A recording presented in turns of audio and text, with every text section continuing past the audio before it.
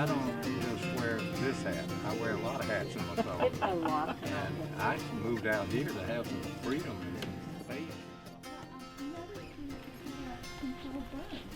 We had to control burn on quite a bit of it this year. How often? About do you every do 2 that? years. Every 2 years. Depends. This one we do the front half one year and the back half the other. This time we did the front, and it's already popping back to life. Yeah, It really is. It's amazing what happens. We have a whole army of young people here with all kinds of little squirt things, and That's they fabulous. light her up, and I leave for a day or two to come back. Y'all watch Fred. Watch out, Fred. Yeah, that's it.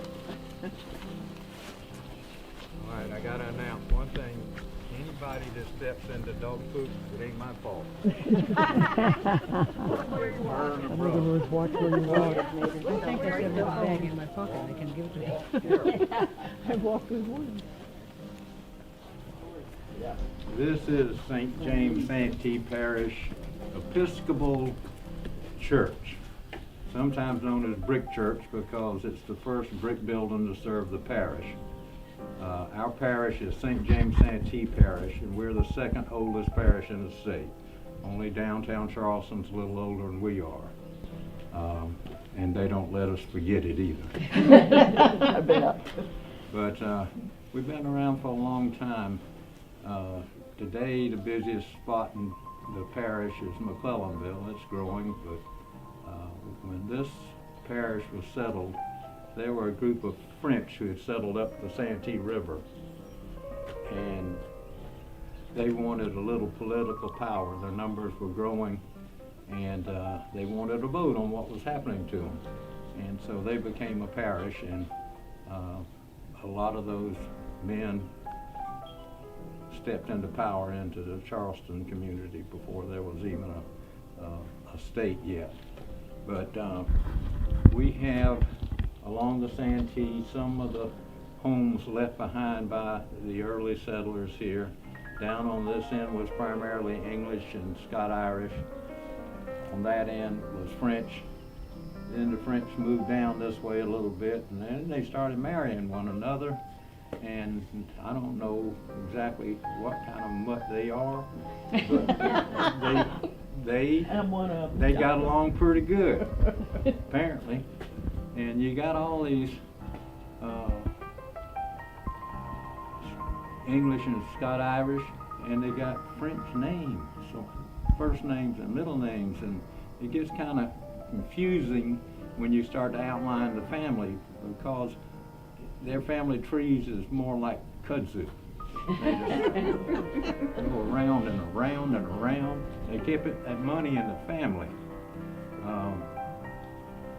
The French that came and settled here, I'll tell you a little bit while we're waiting. I'll give them a little bit more time to get here. They left their country because of persecution there, because of their religion. Went to England and found out they weren't welcome there. And the king said, I'll put you on a boat and send you to America free of charge, won't cost you a dime. And so they signed up for that, and they came into Charleston. And in Charleston, they were known as those French. And the question asked was, what do we do with those French? Because a lot of those French had trades just like the people, the English, who had already been sent to Charleston. And they didn't want any competition, so they all got together and they voted those French out of Charleston. And they put them up on the Santee. There's a little town called Jamestown today, where their Jamestown settlement was placed. And y'all, I often envision some of my relatives, I got some of their blood in me, and being young men and women with children, they come into Charleston and they're not wanted there, so they're kicked out up here. She and the children stayed in Charleston for a while. The husband and the other boys go up there, and you know what they're seeing? There isn't a plantation for them to move their families into. Not a house was anywhere. They were looking at a forest, 10 times thicker than what you see across the street over there. trees that had never, ever, ever, ever been cut. And you know what their job was? To cut them. Right. Because they needed to clear fields for farming, and they needed timber for houses. It was a horrible nightmare to be out there. One lady wrote about the event that it was almost 60 or 90 days before they saw a loaf of bread. And that's pretty strong. With their help among their little community, they managed to put up some lean-tos. The first nights they actually had stolen some sails from down at the Charleston waterfront and strung them between trees for lean-tos. And then here comes the wife and kids, and they've got little shacks that they've thrown up, and for a while that was home. And the people that actually saved their lives and helped them survive were the Native Americans that were living in the community. It was their community. It was their woods. And so these young people were actually saved by Siouxsie or Santee Indians, depends on which one was there. We don't know for sure. But they taught them how to fish and what was available in the woods for them to kill and to cook and how to process it and everything. You know, there was a lot of learning, and you had to learn fast. You better be a quick learner or you starve to death. And so when I hear people saying, my family were some of those Huguenots that settled here. Huguenots settled up in North Carolina and all kinds of different places, but ours were right down the river there, and they were all superior group of young people. They survived. I've never read where somebody starved to death or something horrible like that, but they kept their heads down and they did good. And we always think of the Huguenots and the Scot-Irish from up here being men sitting on horseback, riding up and down the fields, watching the slaves planting things. That did happen, but it was later. The people down in the fields were them. The first generation or so eked out a living, and then they started prospering and doing well, and eventually became some of the richest people in South Carolina, perhaps the nation. The Manago family was one of the richest in the United States at one time. So we got them up on the river, and here comes your friends, I think, or somebody, or two strangers, one or the other.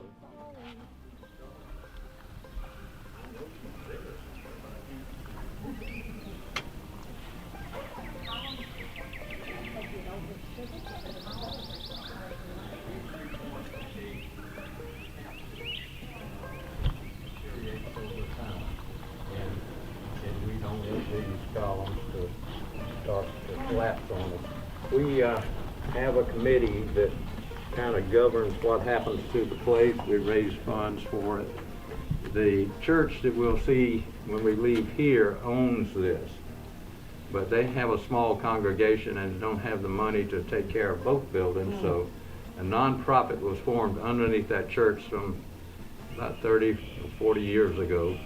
We all got together, and Bo Morrison led the charge. He was a Charleston attorney. His daddy was the mayor of Charleston for a while. And then Agnes Baldwin and a few other crops living along the Santee. Eliza Lucas Pinckney, who gave us indigo, lived up here at Hampton with their daughter, who had married an Ori, one of them French people. And they had a guest one morning for breakfast, and it was George Washington, the first president of the United States. He came to Georgetown, stayed there a little while, crossed the river, came over to Eliza's son's house at Fairfield, visited him, came to Hampton, had breakfast, came here, and a group was gathered to receive him. And he spent a few minutes here and then got in a buggy on that old road and went into Allendale to Mr. Manago's barony. He didn't have a plantation. His was a big old chunk called a barony. And he spent the night there. He left there. He went to Charles Copesworth Pinckney's house and spent the night with him. And then he went into Charleston. It took him 3 days to get from Georgetown to Charleston. Now, I don't know how long it took him to get back to Philadelphia. There's a book But- called Travels with George that talks about it. Hmm? There's a book, it's called Travels. But that road can torture you. It is so dusty sometimes, and it is so muddy sometimes. Down that way, when you're leaving civilization where Dirty Dan used to live, I came to a mud puddle that was all the way across the road at 9 o'clock at night one night. It went all the way across. You couldn't see the grass on either side. You didn't see any grass in the hump in the middle of the road. And I dropped down in the second with my little Ford Ranger pickup truck. And I said, I can make it through that. That ain't no big deal. I've been through worse than that. You know when that puddle stopped? I mean, I went from high spot to high spot, and my heart was bounding, and I'm just praying and bogged down and hardly moved. Right there, in the middle of that fence, is where it quit. And when I got Charleston County Road 1, that's its official designation. It's the first road in all of Charleston County. That was a Indian path. We came along and widened it so a couple of wagons or a couple of coaches could pass. So it's never been widened any great amount. Cars still have to move over and let one go by. But I'm proud to say that is on the National Register today, because of the Restoration Committee of this church got it placed on there. And I made the pitch to the people in Columbia to do that. They didn't do a lot of roads. And the thing that got it on the register was the importance of this. People can get out here safely, and so 6.2 miles was put on the National Register. It's now protected. It can never be paved. It can never be widened. They grade it, and that's about it. So when you're riding on that, think of all of the amazing people that came before you, that came up here to visit family, and they went all around the world doing amazing things. I then, over time, it went from Anglican to Episcopalian, which this church was in its heyday. The little chapel we're going to this afternoon is a chapel of ease to this church. It's a church that is more convenient to worship in than the mother church. McClellanville was becoming a town, and my great-great-granddaddy, Dr. William Thomas Wilkins Baker, a man so amazing they named him 19 times, he saw the village growing, and people were coming in and settling in and building homes. He said, we've got to have a church here. You just can't worship, and you can't go for weeks without worshiping. And so he got the ladies of town together, and they raised $560. And he got that church built for that. All of the bids, the 3 bids they got on it, were all much higher. The lowest one was $785, and that was Paul Drayton's bid. He was a black man who had been freed and came to McClellanville, married a local girl, did real well for himself. He built the Episcopal Church, the Presbyterian Church, and the AME Church, and a lot of the houses that you'll see in town. He was the man leading the construction crew. Pretty amazing guy. Dr. Baker, my relative, was elected to the State House of Representatives. So he was from the Drayton. Yep. Drayton Plantation. Right down, it's yours. And watch your step. Watch your step, up and down. You can trip. And if you do trip and fall now, I got to drag you out to the road out there. You okay? Yep. All right, just watching everybody. Now, it'll be a little bit dark in here because we don't have any electricity. We never will. We need some for the service for microphones and such. We run a cord from the power back to the outhouses. But we like it to be as original as possible. This church, like any other church, has gone through change. The configuration you see here is not what it began with. On the back side of the building back there was an identical entrance just like we came in. A little portico of brick, the doors that open double like this. They survived.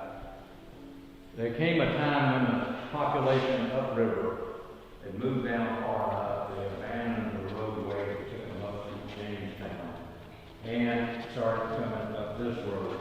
So the church decided everything was pointing towards that end. They had a long shelf along the wall there for worshiping, whatever.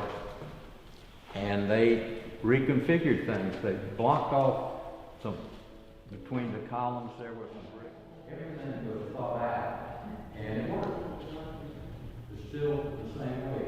When you look at these pews, you'll see that the panels don't line up quite right with the next one. That's because that reconfiguration was all facing this way, now they face this way, that way. And everybody that comes in here always says, how can you see the minister when you're sitting in that box? You can't see over the wall. Well, I invite you to open a door and sit down, because you can. There are a few that have the configuration like this. In a Sunday service, your neighbors come down and do 2 or 3 days in advance. But you gotta sit up straight, else you Right. Enjoyed the service, then went back to the plantation. They stayed for another 2 or 3 days. These were cousins and friends in the West Grove. And I'm kind of happy. I kind of had the idea to do that. When you're sitting in these places,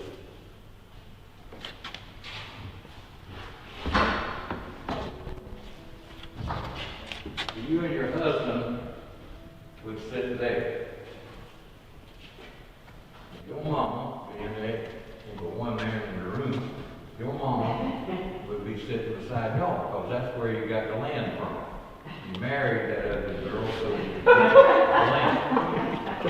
And then all those guests that came from higher up the river lined up along here. And then all of the children lined up on this board facing mom and daddy. And if you sit there and you reach out, you'll know it's exactly the proper distance for maintaining control. Little girls came with a church dog, something to keep them occupied. Little boys just had to sit and shut up. And shutting up was the reason for that forward motion. And on those days that you didn't have guests, the ones with these facing pews, often the slaves that came with you to help you make the trip down came in here when it was cold or hot or whatever. They came in. There were also benches occasionally put on the front up here for them to sit on as well.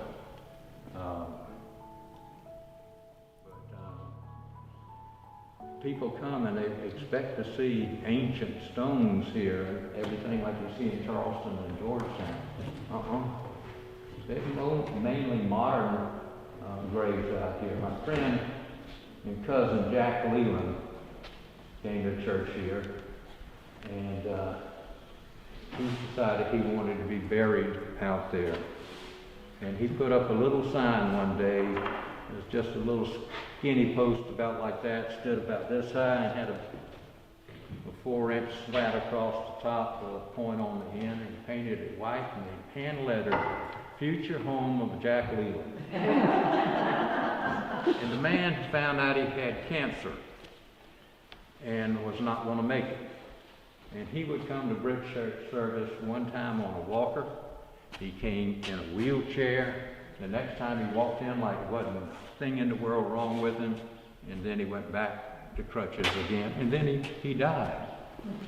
But before he did, I took him out there at one service. I said, "Jack, you've got to look at your sign. It's troubling."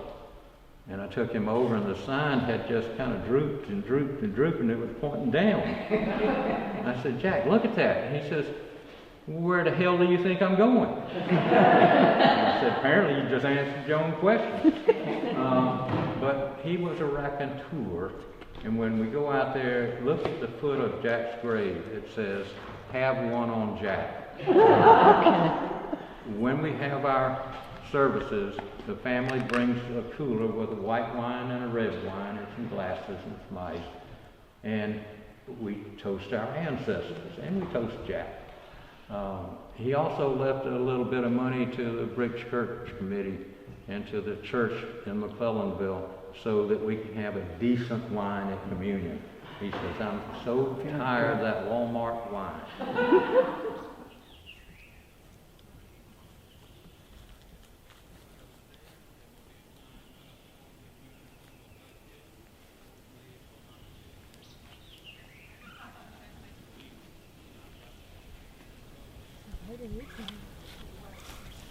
1847.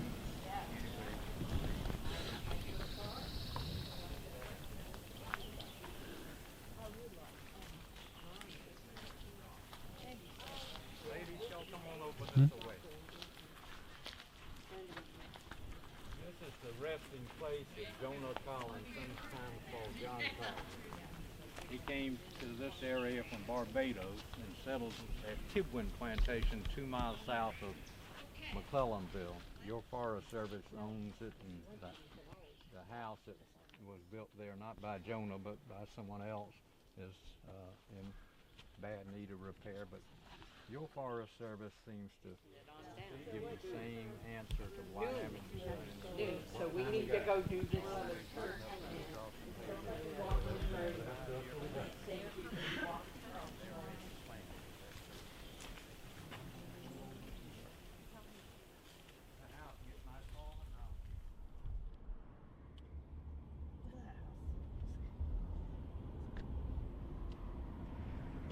that Marsh Deane Studio?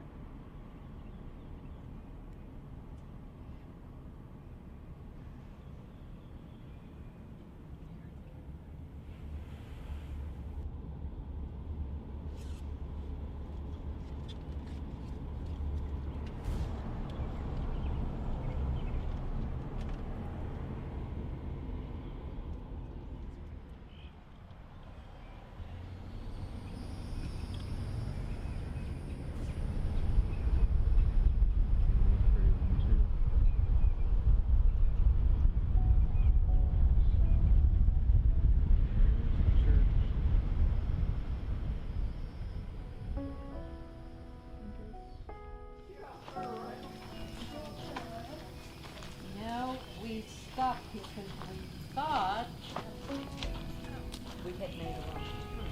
And then we left Lisa. We got everybody? Yes, we do. You sure? You Yep. did a head count? It's 15 of us. 2, 4, 6, 8, 9, 12, 13 there.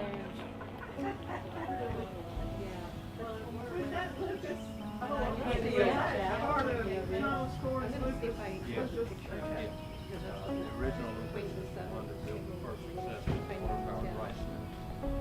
also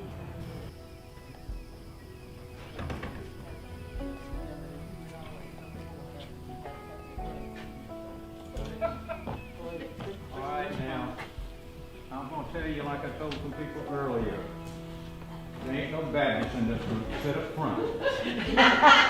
I'm not screaming today. I want you up front looking at us. Episcopal Chapel of Ease, a more convenient place to worship than the church we just came from. And it's true. When McClellanville was starting, Oak Street that you traveled on a minute ago was the boundary line between two properties. The McClellan family on this side of the street, the Morrisons on that side. And when the town started to grow a little bit, there were some boys on that side of the creek over there, stationed there during the Civil War. 500 troops were over there. To this day, nobody knows why. The speculation is they were put there in case of some emergency in Georgetown or Charleston. They could be almost there, but who knows? Nobody asked them. But when it was decided that McClellanville had grown enough to be a town and have a name, those boys asked, what do you call it? And nobody could respond. And of course, the McClellans wanted their name because they had been here longest. Mr. Morrison was the richest man in town. He owned plantations, that plantation, and a good number of properties outside of town. And then there were other contenders as well. And so some time passed, and they passed around the name of Jerryville, Estherville, after Mr. McClellan's wife, and none of them stuck because those boys over there started getting letters from home addressed to McClellanville. They named it. Didn't consult nobody, just started getting mail, and that's the way it stayed. Now, the McClellans are still very happy about that. But them Morrisons will give you a fight over it. They say we own as much as they had. But anyway, we like McClellanville. McClellans came here from Williamsburg County. Original McClellan was up there. He was a carpenter. He built a little church at Indiantown along with some other people. And then he came into McClellanville, and he was enterprising, so he was a planter. He did tar and turpentine. He did lumber business. He did everything. Next generations were shopkeepers and planters. And when you go to T.W. Graham's, you're sitting where a general merchandise store once operated for Thomas William Graham and his son Thomas William Graham and another son. And then next to that they had a hardware store. Next to that they had a mortuary. Next to that they had another business, and I can't recall what it was right now, but it don't matter. It ain't there no way. But that was our busy downtown you pass through. It's kind of quiet now. T.W. Graham's keeps some cars on the street for us, but it's quiet. We like it that way. But the families that first settled here were some of those planters off of the Santee River, and their descendants, and some people from Georgetown would come up here to go fishing and all. Every time you read the old articles, so-and-so from Georgetown is visiting, he and his family are staying with cousin so-and-so. We have ties in both directions. As Jack Leland said, we're all related in McClellanville, either through the front door or the back door. You cannot marry your sister or your cousin all the time. And it's true. But when it was decided we needed a church here, my great-great-granddaddy, who the plaque is dedicated to there, he preached when there wasn't a minister. He was pretty good when I read some writings about his quality sermons. He was pretty good. So I come by my gift to Gab quite honestly. He was a good man. He came into this town off of the Santee. He put $350 down on a piece of property called the Cottage, a little small plantation property, almost at the Santee Coastal Reserve today. And after a while, his wife had died, and he was tired of being out there in the middle of nowhere. He wasn't a planter, if you figured that out pretty quick. He was a doctor. And so he moved into town and wrote a letter to the Belucases and asked to be forgiven of his debt. He just wanted to get out with what he had spent. And the Lucases were down on their luck a little bit after the war too, and one of them was over in California trying to regroup a fortune so he could hold on some of his family land here. And he wrote his brother William, that was living here at the time, he got the letter from Dr. Baker and it says, forgive the debt, give him his money back. So he got his $350 back. Today, ain't no way that would happen. Philadelphia lawyers have been mixed up in that.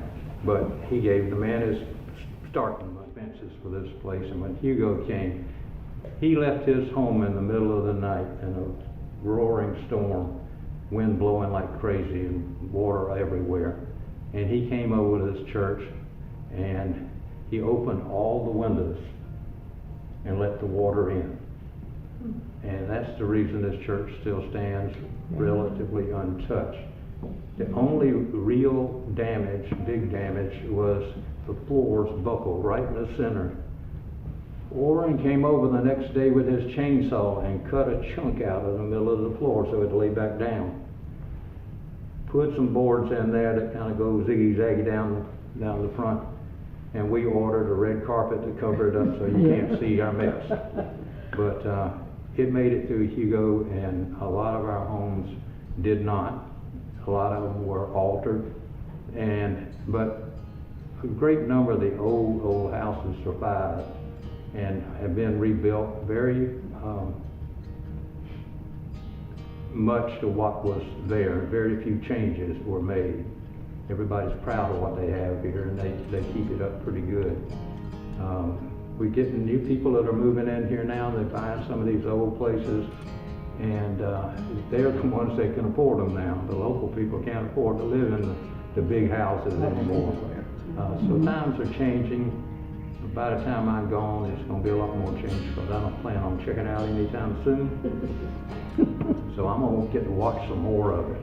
But I just hope that the town can survive new people with new ideas. You don't want to live in the past forever, but you got to remember that the past brought you to the present, and you ought to respect things and traditions of home building and style and the look of the place are important to us. Some other people come and they want to buy a piece of property now, and then as soon as they buy it, they come before the architectural review board and ask to tear it down. And you know what we tell them? They tell them, right out there at the blinking light, that's where you want to take a right or a left. It's the road. We ain't taking no houses down. They were here when you came, they will be here when you're gone. So what you see is important when you ride through town. We are a village. I say it jokingly, but I really mean it. It's one of the few places left in South Carolina where you can turn your kids and your dog loose in the morning. They come safely at night. I watch kids on bicycles, just 6, 7, 8 of them in a group, just flying down the street with their rod and reels across the handlebars going fishing. They were little girls and boys too. And it's a grand little community. When this was started, Foley's Island was starting, Merle Inlet was starting, Mount Pleasant was starting. People were coming off their plantations to the coast, and it created a lot of towns. Somerville was another one. Beaufort was a popular place for weekenders. And so when you look into the history of all those places, you can take every resident and go right back to the nearest plantations. They didn't leave home very far. Santee is just down the road there, and these people had a second home here. They had a second home in Charleston too. And some of them built a second home over there and built a third home here. But do you have any questions about the place? What kind of wood is it? It's cedar, a little cypress thrown in, and heart pine. And then it's got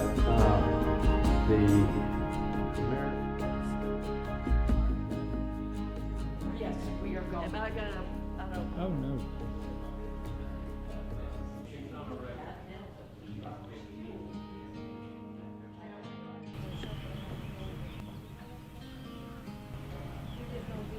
Okay, we're gonna go make a right here and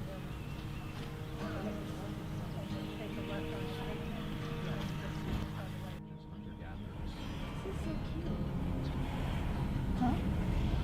That's where we're gonna eat. Everything is seafood down here, baby.